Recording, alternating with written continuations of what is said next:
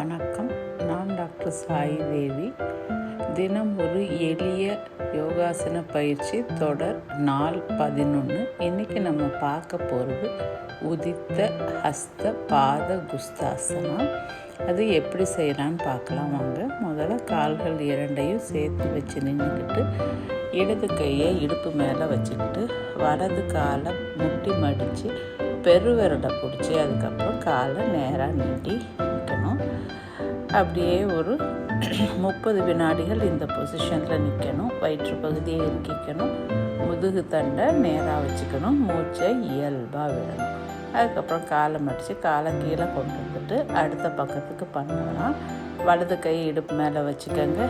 இடது காலை மடித்து இடது பெருவிரலை இடது கை கொண்டு பிடிச்சிக்கிட்டு காலை நேராக நீட்டுங்க. ஒரு 30 வினாடிகள் இந்த பொசிஷனில் இருங்க. நல்லா மூச்சை இயல்பாக விட்டுக்கோங்க. முதுகு தண்டை நேராக வச்சுக்கோங்க. இது நம்ம சமநிலையில் இருக்கிறதுக்கு உதவும். அதாவது பேலன்ஸ் தவறாமல் இருப்பதற்கு உதவும். நன்றி. திரும்பவும் நாளைக்கு சந்திக்கலாம்.